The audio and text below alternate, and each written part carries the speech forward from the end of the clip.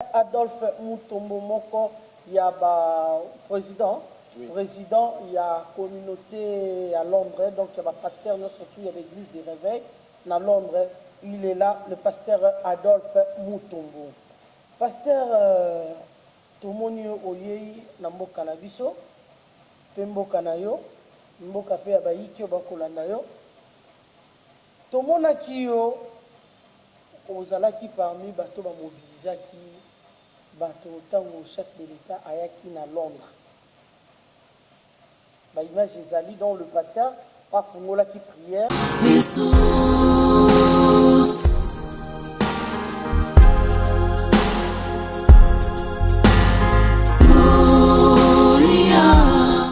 Bienvenue à ceux qui nous rejoignent, très heureuse de vous rencontrer. Nous sommes à l'heure de notre très belle émission Carte sur table. Carte sur table, c'est une émission qui vous fait voir les réalités de tout ce qui se passe ici dans notre très cher beau pays, le Congo. Comme à l'accoutumée, c'est une émission bilingue. J'ai l'habitude de recevoir pour vous un invité spécial. En tablette d'aujourd'hui, nous allons découvrir l'un de nos invités qui va nous parler et nous transmettre de bonnes choses qui pourraient mieux nous aider dans notre pays. C'est une émission bilingue. Solo la Congo beaucoup plus na lingala pour nous promouvoir langue nationale la biso oyo ezali lingala toujours partout dans le monde bendele eko ya te lingala champion bientôt pe okoso osakani et comme langue internationale nanko. Merci, je venais tout à l'heure de vous le dire que j'ai reçu pour vous un invité spécial que nous allons tous découvrir et s'entretenir avec lui. C'est un serviteur de Dieu nommé par le nom de Pasteur Adolphe Mutombo. Mbote pasteur. Mbote maman Panté.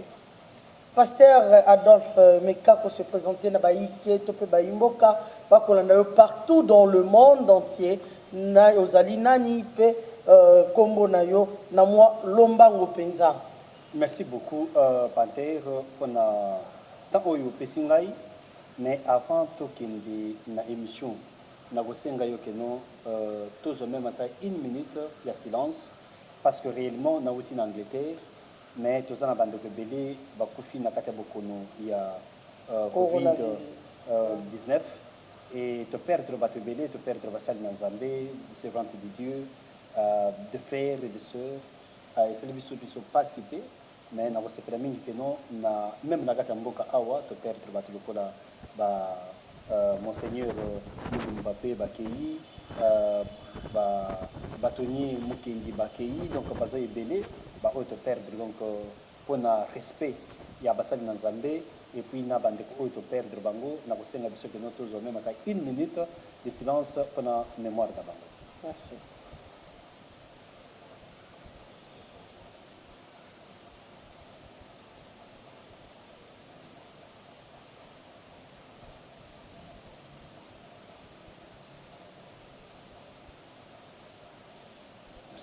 Merci beaucoup. Tokozonga panayo pasteur présentation nayo kombo ozali pasteur l'église Ninto ozali nani na bandeko oyo bakolanda yo. Ya liboso nazali pasteur Adolphe Mutombo, nazali président ya pastoral congolaise au Royaume-Uni. Église na biso ezali mission évangélique Mont Sinaï oyo tozali na Allesden na numéro 25 High Street na Londres justement donc musika te na stade ya Wembley. Merci beaucoup, pasteur, aussi un peu la voix. Pour la bande de Kobalanda yo, Bazo Kayo na bandako. Merci. Pasteur, tu sais pas qu'on a une émission na biso carte sur table. Boni Londres. Vraiment, donc Londres, ça va. Londres, ça va.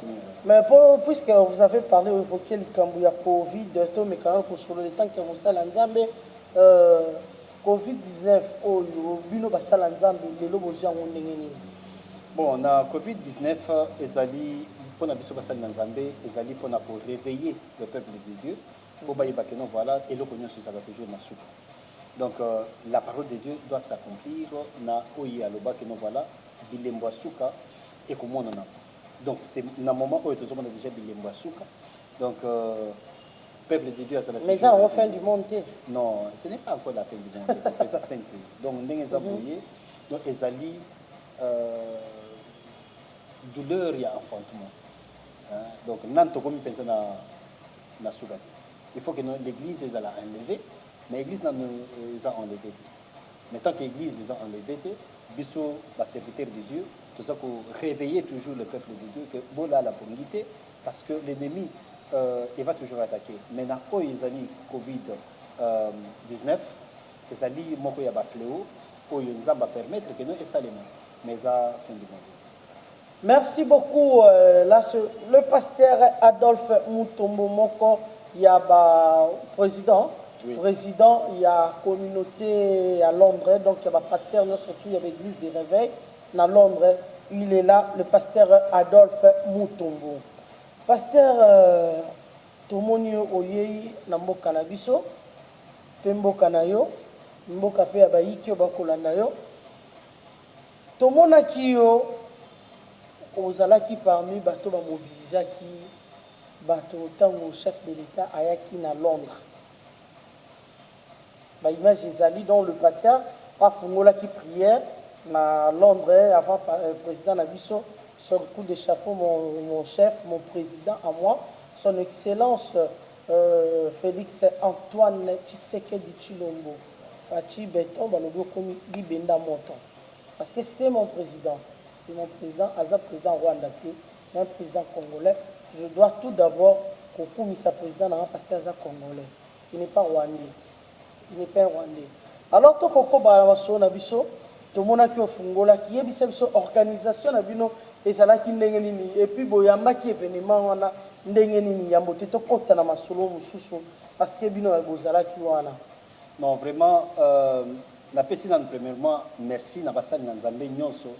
Au basala qui est activité ou bien cérémonie seulement parce qu'il y avait beaucoup de serviteurs de Dieu qui sont venus qui ba province qui ba église na bango ba motiver ba membres de ba église tu se retrouver dans la salle na batu belé il y a des pasteurs même ba beta qui bango na bansela donc nous avons des images aussi il y a ba pasteurs des amis ba agressa qui bango mais vraiment basaki déterminé pour que nous fachi donc, premièrement, je remercie aussi le chef de l'État parce que, quand nous avons le chef de l'État, président Fachi Beton, pour arriver à Londres, et nous sommes à Londres, mais il y a avec toute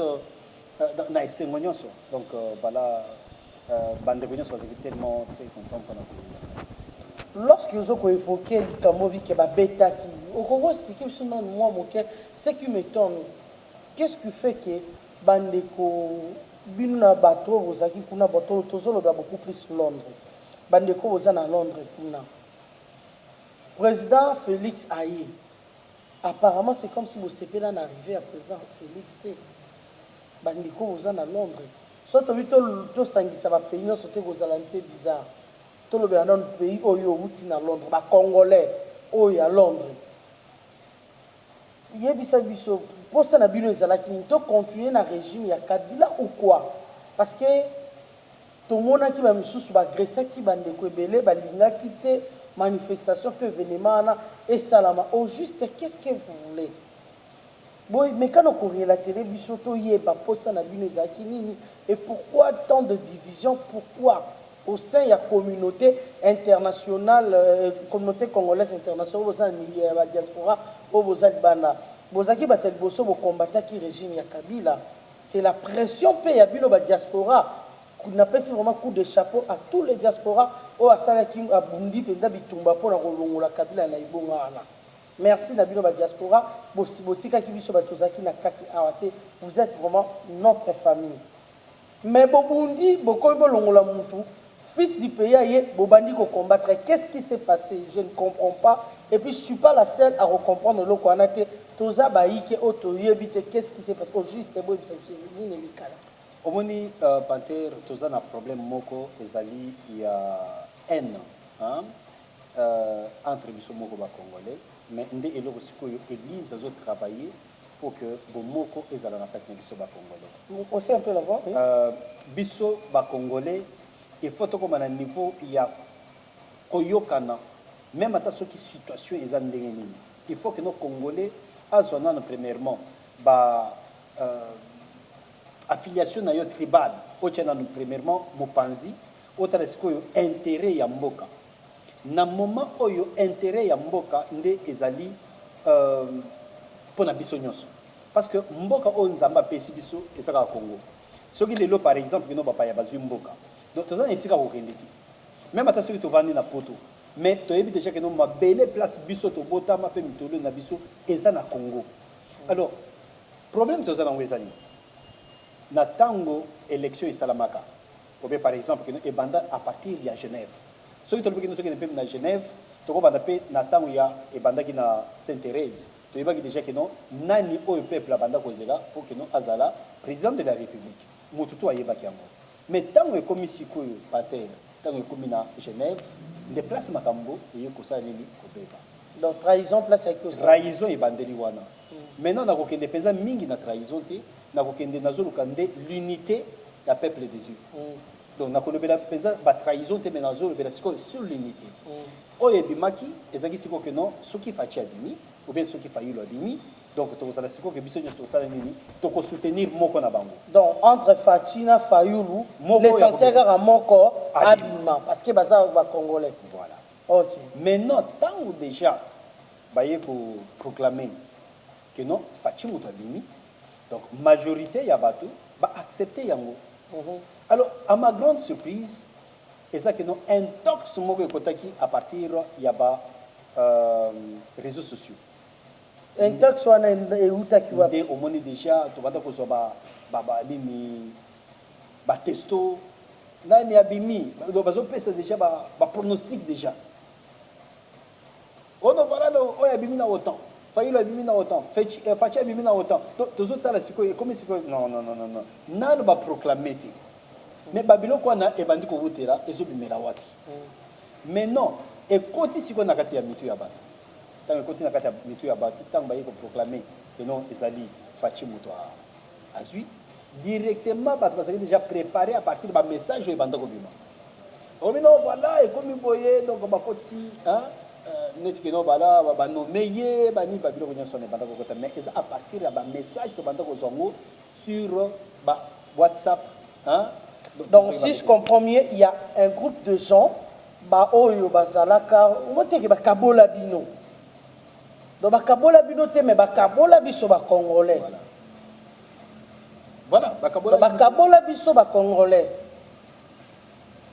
maintenant tant que sikoyo eloko wana esalami pater nde eloko ekokota sikoyo na kati na biso division ekokota baluba bakomi sikoyo bazobenga bango bataliban nayebi te soki oyokaka bato abandundu babengi bango bapakistanais eloko wana ekosala sikoyo division kati na biso ekomi sikoyo bato oyo balingaki no bazongisa mpenza bapeuple congolais ensemble ezaki lokola bino bajournaliste ezaki lokola biso bapasteur ezaki sikoyo surtout dans le média bamatisaki eloko wana donc eloko nyonso oyo eza ya mabe nde yango bazokolakisa sikoyo na bazopanza yango mais eloko par exemple ya l'unité donc ezaki lisusu te omona par exemple keno bamoni Kasaye azoleka wana il faut baluka bake babeta ye ou bien moto abandundu aleka boye babeta ye donc ezaki mpenza malamu te donc bayaki diviser biso na eloko en tout cas merci beaucoup pasteur merci sachez bel et bien mes frères et sœurs partout dans le monde Mikolo tolobela unité nationale faut tozonga bomoko unité nationale en tout cas oro inanga aina na ngai mbe nga nazana posa famille nanga ezonga soudé uni bomoko ma famille ce sont vous mes frères congolais vous mes sœurs congolaises donc c'est une famille congolaise ancêtre moko ya Congo wana moko wana ba maniganse ba sali tout ba kabola biso baye ko kabola biso Fayulu Faci boza batu moko vous avez une église moko spirituellement d'abord vous avez un père spirituel wana non spirituellement bon moi te ke étranger baye ba sakana na biso ola mukabo fungola misu ce n'est plus le moment il y a écoute que zonga qui baye ba sakana biso na mabe omote ba beti bino ba dada donc bino te me biso nyonso parce que même nous les médias pasteur je dois vous informer il y a certains journalistes corrompus achetés Moi, j'ai des preuves. Moi aussi, j'ai été sollicité. Parce que Nandima n'a pas fait un mobola, mais n'a pas voie à justice. Je profite, Européen, c'est Sugar Freeman, l'homme. Hein. C'est un gars qui m'aide beaucoup, vraiment beaucoup plus dans ma conseil. Il n'a jamais voulu. Marie-Claire Chango, merci ma sœur. Brigitte Amato, maman Brigitte Amato, merci à vous. Pasteur, nous les journalistes, bah pe ba somba biso et belé ba kenda ba landambo. Message. En tout cas, CG Narcisse, un Kojek, merci à vous. Je vois aussi des Christ Banda avec ton journal là. Merci Edito. Tozo Lobe, la Mohamed Famikolo, Oyo, Tokozo, sa unité nationale. Ce sont des confrères journalistes. Nous sommes divisés, tout le banabino nengeni. Toza divisé, baeba kabola biso pour ba régner. Donc, on a divisé pour mieux régner. Voilà ce que Kamere a sali, a divisé pour régner. Yokuno Zobo a soutenir ton frère, Yokuno Yazo régner. Voilà où en sommes nous aujourd'hui. Combien de millions? La réalité est ça est belle. Tout le bango neni mes frères. Pangi, nanana, Taliban, Bozan Moutoumon corps. Vous êtes tous des Congolais. Yoka chinois, il y a Yuan, ceux qui y a Hong Kong, va solo la rater. Mais la élection, tu n'as pas ça qui n'a pas naé. Mais chinois, Yuan, ceux qui y a Hong Kong, ceux qui y a Jiangxing, ceux qui n'y va solo la rater, bah tout mon corps. Les États-Unis, pour nous, Bovani, notre pays va payer aux Bozali. Et c'est qui Hillary Clinton, na Donald Trump. Mais bateau va voter qui malgré baloba qui peut Donald Trump sera bien il a triché ou quoi. Bateau va voter qui Hillary Clinton baloba na raté na bateau va voter qui Trump. Mais pourquoi seulement nous ba comment traiter biso ba bête? Pourquoi? Tout le monde le loko on a tous on nzela na lima tout prouver le contraire. Na bateau va traiter biso ba bête. Le peuple congolais c'est un peuple mon bête. Il suffit de présenter l'argent. Il va arrêter quand il connaît. Allez-y, comprenez comme si on niveau. Et nous sommes le peuple Oyo, à souffrir partout dans le monde pour la inconscience, pour l'ignorance. Au monde, on a connaît Koufa. Donc, il va diviser, il va faire un bon, à tabac, on a connaît ta poche, un bon outil na poche. On est jamais qu'il a Eza ou Boya. Boya, makila Eza. Merci, Pasteur Tokoko Baramaso Nabiso. Et Zagilo, quand on a la unité nationale, et c'est là qu'il faut la parenthèse, on a bêta c'était hôtel de Sabandeko, bah diviser biso pour n'a pas régner. L'ongola qui moulouba, j'ai toujours dit moi je ne suis pas moulouba. Je ne suis pas moulouba, peut-être pour le hasard. N'a le barango clairement je ne suis pas moulouba. Mon nom c'est Boïka. Je suis Boïka, je ne suis pas moulouba. Un Boïka n'est pas au Kassai là-bas. Je suis Boïka. Alors je suis de l'Équateur. Inutile entre nous Tondongwana. Je suis 50% de l'Équateur, 50% de Bandounou. Inutile. Vous êtes tous mes frères, nous sommes un, tous abatumoko. Naza moulou bate, nazo gagné pour le ngam, donc malarato dirigé. Mais l'essentiel ensemble, un pays uni de quoi avancer. Parce que nous avons de valeurs. Oh, balingi ba étouffé biso et pas étranger. Nous avons de valeurs. Tout prouver bango le contraire, toi et moi. Prouvons-leur le contraire, que nous sommes des gens valeureux. Pasteur Tokoko Banamasona Biso, oui, Herba Kabo Libino, il sali que les talibans et les Pakistanais. D'ailleurs, comme on a fait Koufa, vous êtes tous des Congolais. Vous êtes tous des Congolais. Les Boaki Kokabwana et eux Salake, Yosko Kenen Angamia ba Taliban ou ba Pakistanais. Non, moni nga nazali pasteur. Et l'autre Zobunda Awa, c'est l'unité. Parce que Nakata pastorale congolaise, où nga nazo dirigé, tozali na Bangala, tous les bicolo nyonso donc baluba bazali, donc batobandu bazali, donc biso nyonso. Donc ba congolais en bref. Tous ça na ba congolais. Les pires congolais au bazo bunda que non voilà, l'unité wana il faut ezong. Bien sûr que nakata famille, ba nyonso bazaka ndenge moko te. Nakata famille nyonso, attention bolobi que non ba famille biologique au biso to uti. Ota que non moyibi azalaka. Mutalukuta azalaka bat nyonso na bazaka na ba serviteur de Dieu bazaka na bango. Mais toko le baté que non voilà to vandaka boye to tika mboka ezala divisé peuple ezala divisé na déjà que dans kati ya lamuka. Moi j'ai des amis na lité na cité Bakombo au baza pe na sentir o ya Fayoulou ils sont là mais ce sont des hommes très intelligents. Bakoyiko peut ça un message wana na peuple que nous voilà nous avons besoin de l'unité. Tous ça na serviteurs, des amis, au baza pembeni pe ya fachi.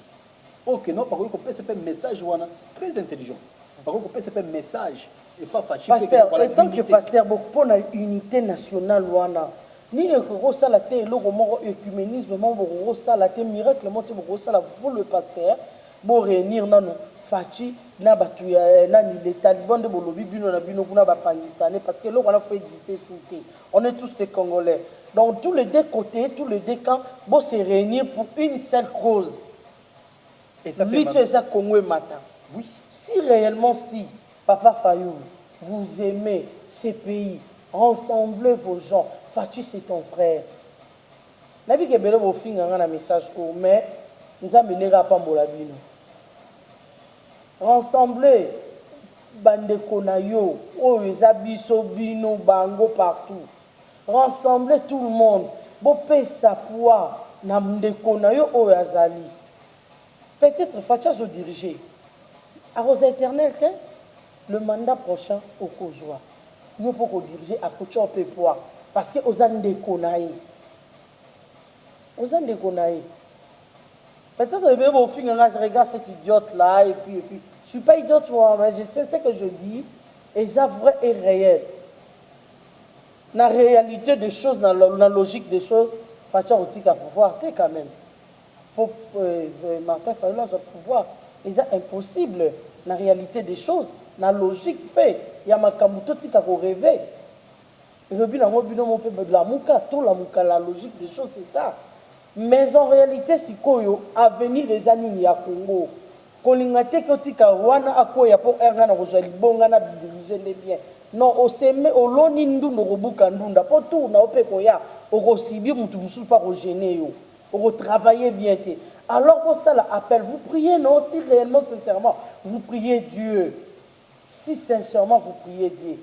Bosanga na pona obengana bolobi kabila te akende boko sanga na otikinde kona oyo moko olobi ke ngana ko travailler n'était pas un étranger si réellement ligne étrangère na kende approche de ton frère dis-lui mon frère je suis venu te donner un coup de pouce to bengana c'est ça et unité au soto sangani na oyebisa bino même la Bible ezoloba yango bomona force au Congo koma nango même États-Unis tika la sima je vous le jure. Oui, pasteur. Oui. Donc, moi, et l'homme beaucoup ça là, nati. Miracle mort. Miracle les alliés. Bon moko les alliés. C'est possible que nous bisognions sur ça dans Zambie. Tous en passant dans Zambie aux apembe na Fayulu.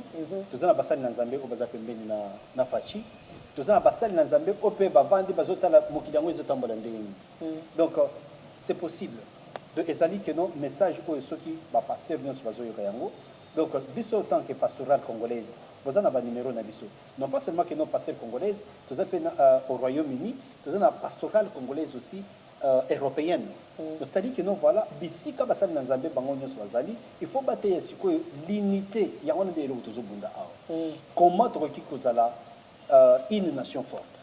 Donc, et ça à partir il y a unité. Et kobandela wapi, ce sont des hommes de Dieu, des servantes de Dieu. Oh bakoki kosala que non. Tous à la biso nyonso ensemble. Il y a un endroit où nous senga na bandeko nyonso bazolanda biso. Tous na mboka kaka moko. Bandeko nyonso bazolanda nga des serviteurs de Dieu, des hommes politiques, ba professeurs na yebi ke no boza bato mayeli. Tout le canal de l'unité oyo. Mboka na situation ezo kendele. Donc mutu moko akoki ko bongisa mboka oyo ti. Ezo senga ke no biso nyonso na ba couche nyonso tous ala ensemble. Ba difficulté, l'unité tokoki kosobola mpe bamakambo oyo ezogene yo mais eza à partir ya kokutana mpe kosolola nde tokorésoudre yango mais na moment oyo toza président aza kaka moko donc vomekene biso nyonso tozala nano na nsima na ye tobongisa seni tobongisa institution nyonso wana parce que boza société civile voilà nous sommes une société civile et puis na société civile il faut biso mpe ke tozala reconnu parce que tozosala mosala nzambe na poto mais soki balobi keno baluka bato ya société civile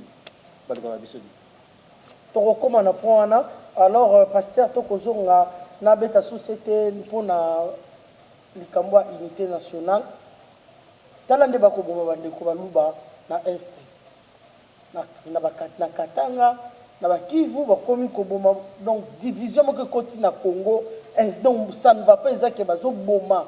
Mutu penza ke ya kufina mwana trace ezalate. Pourquoi jusqu'à ce point bon yamane utiwa? Et toyebite ça étant que serviteur de Dieu, dites-nous un peu ce qui se passe. Côté le président Revers, président Yandoto, comment il s'appelle encore? Mwana Ntemi. Oh zam tabako ngoto koti bakongo abomi. Allez-y comprendre. Donc, Congo là comme bon, on a facilité. Voilà. La question sur le papo na. Makile Kosopana na Kivu, mon ancien président Revers, il y a d'autres lignes de côté bas Congo et puis. Au moins, problème ya liboso, peuple kasaïen, ezamba la liboso ti. Baza ba victime ya makamboui. Et bandé déjà na Kyungo Mwanza, hein? Baboma toujours ba kasaïen. Donc, ce qu'on dit que non, à chaque moment, régime, hein, les cas, au moins toujours que non, bah victime, ils ont toujours des Kassaïens.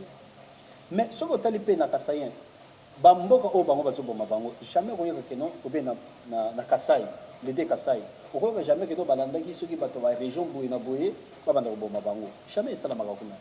Donc, problème tous en anglais, que non, il faut que l'unité autour Senga, surtout les serviteurs de Dieu, d'ici quand nous sommes nos amis.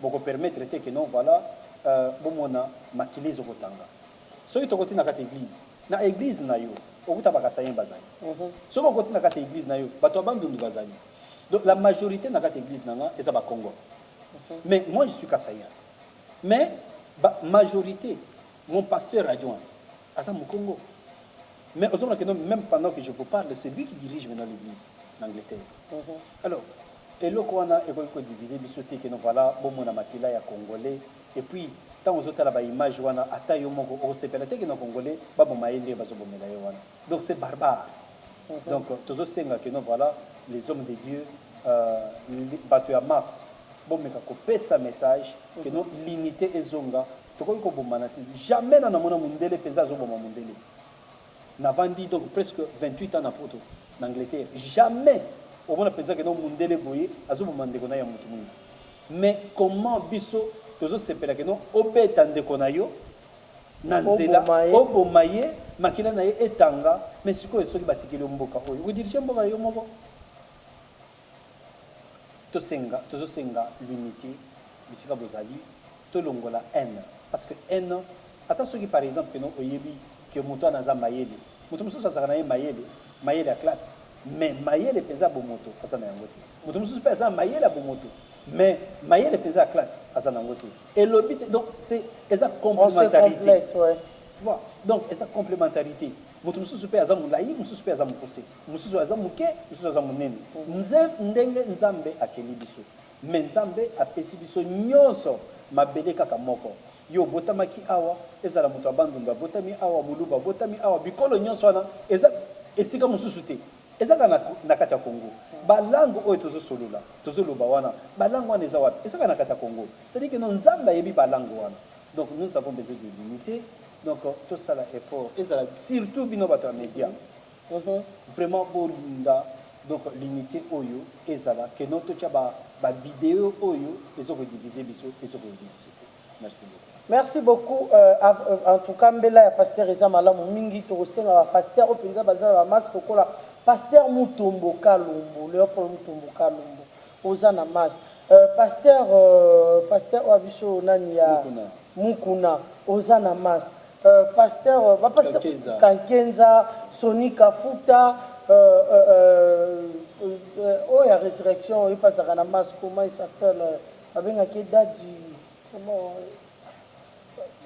Bishop Bozé Belé va pasteur hein Boza et Belé même au deuxième rue comment il s'appelle Marcelo Boza et Belé va pasteur hein Boza Boza ba mas Boza la appelle la unité nationale tozo kende wapi le Congo bazo diviser bozo tala to éviter qu'est-ce qui se passe et prédication, nous recevoir les miracles. Non, c'est ça aussi le miracle. Nous cherchons l'unité nationale, le grand pasteur. Je n'ai insulté personne. Mais juste vous rappeler, c'est votre devoir aussi, la société civile. C'est votre devoir aussi, c'est votre mission sur cette terre. Donc, il y a qu'au rassembler peuple, eux, à la diviser. Bino bozo tala, na mis na bino bozo mona. Peuple, ba tokomi ko bomana, boniama, sodomi. nyonso to mabe eza na kati ya Congo bozotala. Et que dites-vous, le pasteur? Que dites-vous? Normalement, vos messages dans la télévision doivent changer. L'unité nationale, là-bas, église Nabino, faites l'appel à l'unité nationale. Merci beaucoup. Toko pasteur Yebisabiso, politiquement, c'est 2023. Qu'est-ce que vous avez préparé là-bas, à niveau à Londres? Parce que depuis M. Zoya, à Londres 2023, il faut élection et salama. On a parlé de l'unité nationale. J'espère que cette fois-ci, il y aura de l'unité. Parce que nous avons un Dieu, ce créateur de tout l'univers, c'est le Dieu du Congo. Alors dites-nous, politiquement, 2023, qu'est-ce que vous signez pour 2023? On est en 2023, bon, pour le moment, nous avons décidé que il faut que nous soutenir. Pourquoi? Parce que nous avons besoin, il y a quand même changement. Dans il y a un mot nous avons premièrement en tant que pasteur, pas comme président de la pastorale. Nous avons en tant que président, il y a pastoral. Mais tant que pasteur, comme un Congolais, nous avons besoin premièrement, il y a comme misala oyo salema na moment oyo ndenge facha zokeni nango nazo sepela nango makasi parce que nous avons déjà que non état de droit et bandi kokota même que non azokutana na ba difficulté ebele mais ba effort tozo sala ndenge tozo loba awa tozo mona penza que non état de droit ezokota nani ko imaginer oyo biso tozo mona ngana sana Kinshasa na mona ngona miso de soki muto sana poto aloba que non voilà ba bete le disolo mais ngana za sur place nazo mona comment état de droit ezokota. Alors nga personnellement na oyo azosala je soutiens le chef de l'État. Wana za personnel na bandeko oyo to sape ebele les serviteurs de Dieu au pe bazana besoin de soutenir le chef de l'État. Maintenant entourage à le chef de l'État. Il faut premièrement que il faut sokola yango pe lisusu makasi.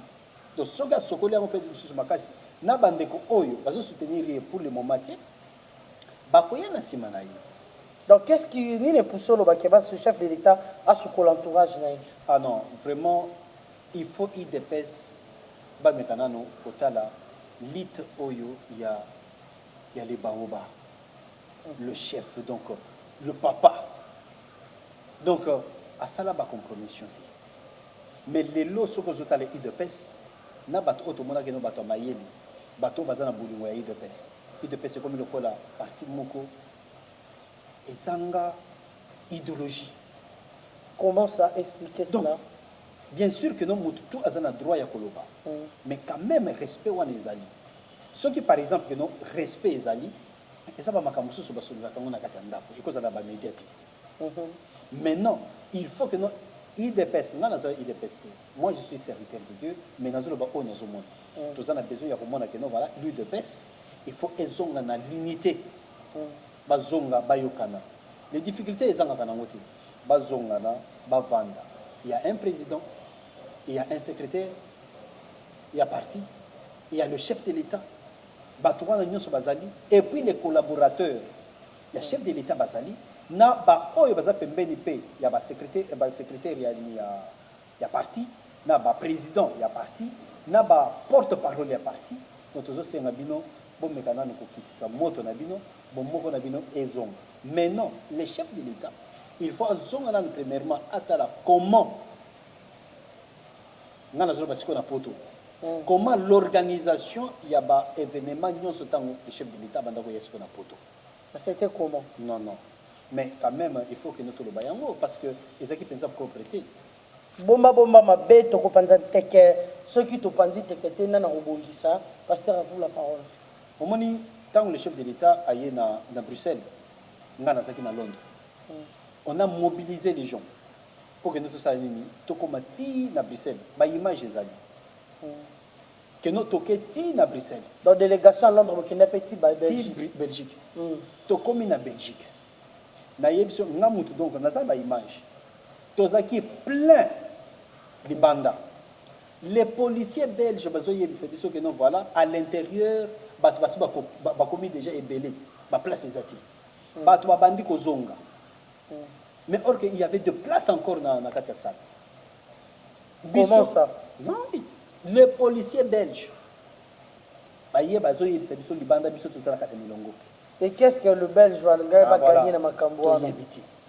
Yo moko kaka ndenge se poser question na ngapi na se poser question. Biso tolobi que notre kozonga te fa bakanga biso fachi aya abimisa biso na boloko. Donc ce que nous allons notre kozala libanda ti na porte wana tokota. Et nous sommes allés là-bas to sala tout ti ndenge tokota na kata ya salwana.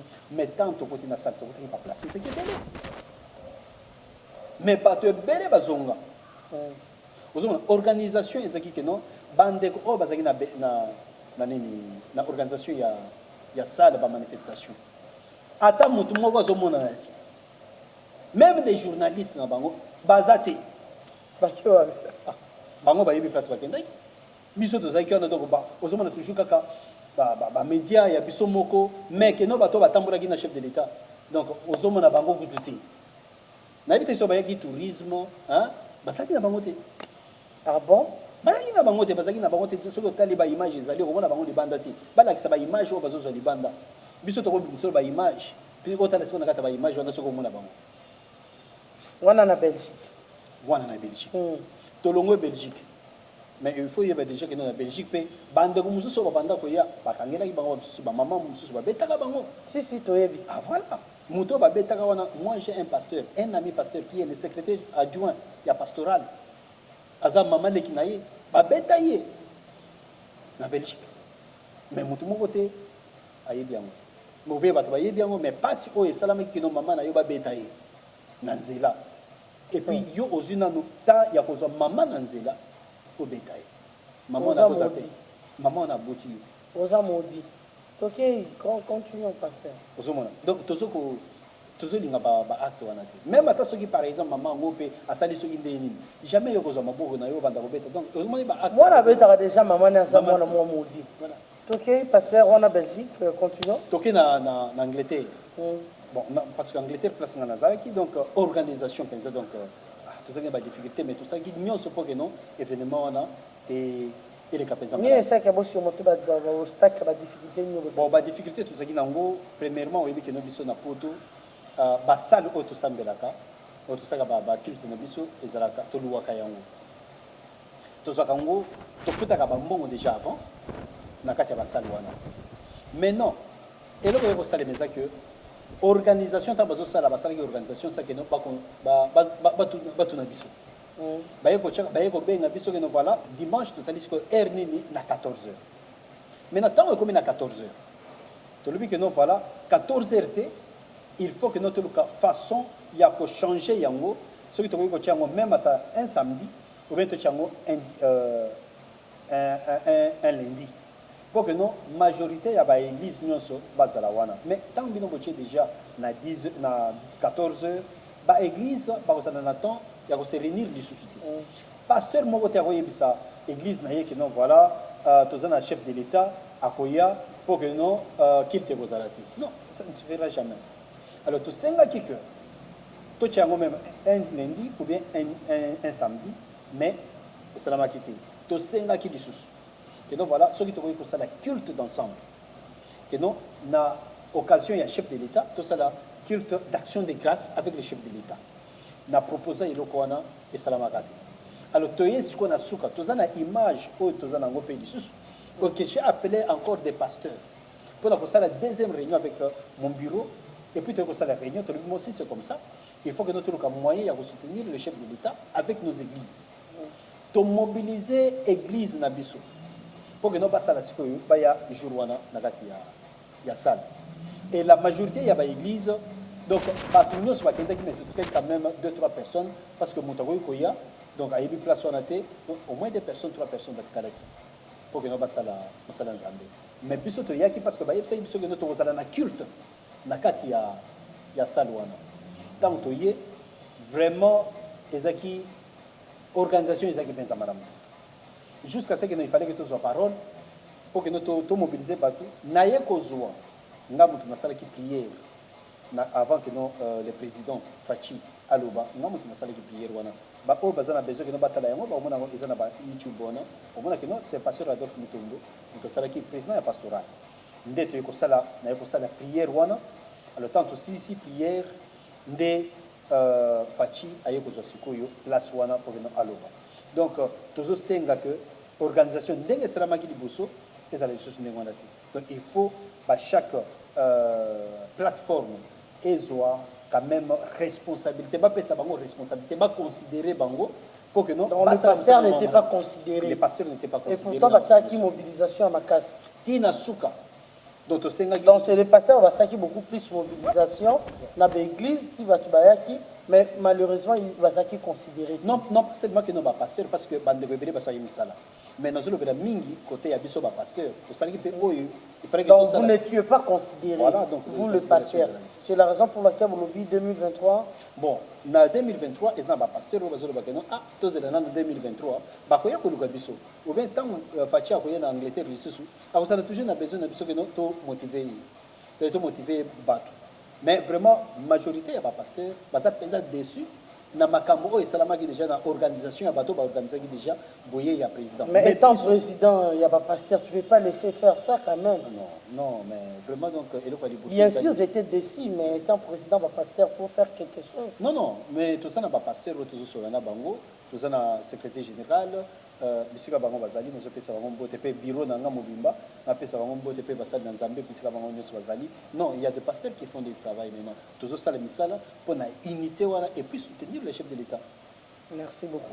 Merci beaucoup Tokoko ba soutenir le chef de l'État moi namboka pasteur Adolphe Mutombo maso na biso ko continuer malgré ngonga biso ko pakatamba ngopenza yebisa biso nini penza oye nango message ni oye li yango penza ana kati ya mboka na biso encore malora bon na awa na ye justement isa na ya ko tala pe famille donc naza famille munene na Kinshasa pe na Congo mais souci nanga ezaki justement pour na kofongola la société nanga on a outi kofongola donc pour investir pe na kati ya mboka donc nazoki moi mabele nanga eza munene côté ya Mitendi place où naza besoin que fona la agriculture élevage na place wana agriculture et élevage ouais Nathalie déjà donc eza eloko oyo donc même pour soutenir message à chef de l'État à Lansaki tout exploiter sol bango ata juste sous sol ba biso to zo sol donc oye ko exploiter agriculture na élevage mais siko agriculture na élevage nini openzo zo senga na bakonza mboko bakolanda omoni eloko to solaki déjà même na kata memo parce que na lebela memo biso ba pasteur to salaka memo pour la kokotisa yango na kati ya présidence et puis memo wana to pesa ki yango donc et pas ya chef de l'État hein na salle otozaki na ye na Londres hein memo ngo bref elobeli na memo to senga ki bout na kati ya biso na diaspora tozaka penza na centre ya ba congolais alors to senga ki keno na kati ya memo na soki le chef de l'État akoki ko kanisa biso ke nous na centre non pas seulement na Congo et na Angleterre mais na ba pays nyonso auto za nango donc tozala na ba centre wana parce que ndé place la communauté congolaise voilà ndé place culture na biso to banda ko impliquer yango na kati ya bana na biso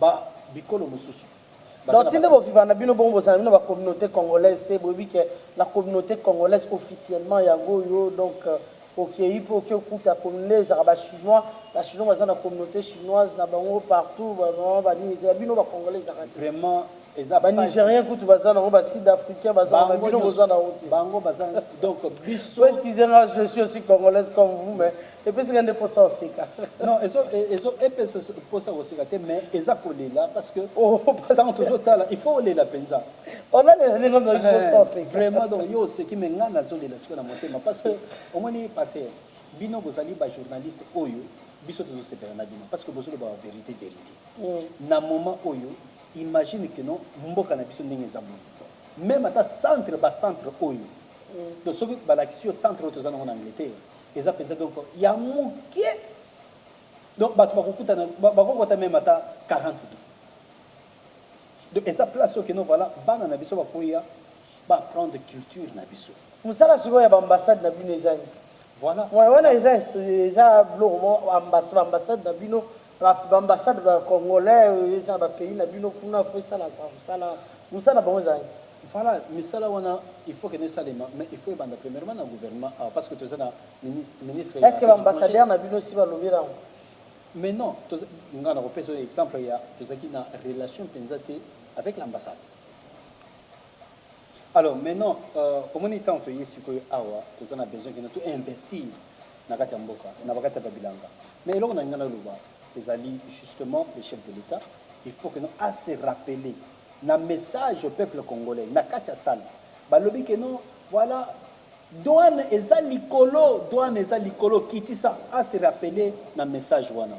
Douane o l'équipe douane nyonso ezaka douane ya Congo. Alors comment ça fait déjà donc des années depuis le chef de l'État ça qui na Londres tozo senga na chef de l'État bisika bino bozali na ba o bozolanda ye peuple wana kozala ini ceux qui ba moni par exemple que non yo kiteli bango déjà ba taxe o kiteli bango ba douane et puis bazana facilité ya koyena kata mboka oyo na ye na mboka oyo investir ndela sengaki oui siko biso to ye pona ko investir au commune na kata dini ya aéroport bazo pesa yo un mois au fouti $90.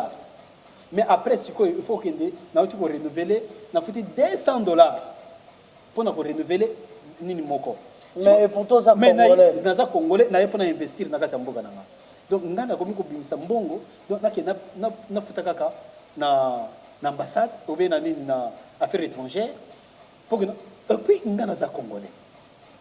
Comment biso ba congolais autres à la diaspora to y a facilement pas pesa biso ta 6 mois hein 6 mois aux na moyen ya kolandela misala na yo banane ba ko profiter na biloko tozo salana c'est le peuple congolais na biso pe ba nigérien ba congolais la bango ba porte mais comment biso ba congolais eza la taxe to futaka yebele donc na futa pe lisusu ba taxe et puis na kozope bato ba congolais na pesa bango misala et au même moment il faut que non séjour nanga il faut que na futa pour séjour il y a un congolais à botami awa atabino moko chef de l'état tozo senga pa na yo bandeko ba mikonzi obino bozo banda biso na moment oyo bosala effort que no biso bandeko na bino oto zana kata diaspora ezala ba mboka nyosa diaspora bazala na facilité ya kokotisa biloko awa bokitsa taxe et puis bokitsa douane oya mboka na biso.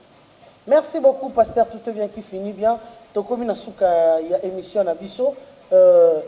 Merci beaucoup. Nabande koba surtout bazaki branché na vie que vous allez ébélé le quoi les grands tshisekidistes Androni Tebasenga na France salut à vous. Motema ya maman Rita. Merci dans les grands coups de père Varzino Muteba, babi motema maman Marie Cécile Yongo. Pourquoi pas maman Odette Mboula Ichala yé pas ko investir motema papa jeune pe mananman. Il y a sali maison de maison ya ba peinture hein, il y a sauté kaba peinture donc kalamingi te bokozwa pib vraiment affiche ezawana yangoana merci merci na bande kolora couple fioti na Suède merci na Patrick Chibambe pourquoi pas na papa Jean-Claude Mboulou et papa Omer de la miséricorde maman Jeannette Bakissa Marie-Claire Chango, Diama Rose, Bozak tellement ébélé dans le monde. Maman Pauline Munganga, Bozak ébélé partout dans le monde entier. Merci à vous, maman Brigitte Amatou. Boko sala te musala oikene boso maman Mimi Pongo na Londres. Malgré na musika na confinement, vous vous demandez pour que biso toko mapenza na musika nesika oto sala musala na ba sacrifice na bino maman Astrid de Lubasa. Pourquoi pas maman Dédé Ngoyi Ntompe. Pasteur, 2 personnes bato bakolanda yo mbote na mwa lombango na bato bakolanda yo. Na pesi merci pour na basali na Nzambe nyonso bisika bino bozali secrétaire général pasteur Moria et puis avec pasteur Ngunza donc papa Claude donc bureau na Mobimba et puis pasteur nyonso na basali na Nzambe avec toute l'église ya Christ na pesi bino merci pour na ndembo la biso paix des peuples congolais. Merci beaucoup pour la merci. Merci beaucoup Jean-Louis Tchibangu, chef de l'État, papa Fati Béton, Libenda Monto, s'il vous plaît. Ça la pour ça la biso peuple congolais, Tolia Tomela, tout le monde dit bloco eye. Mais ministre de l'agriculture, ça la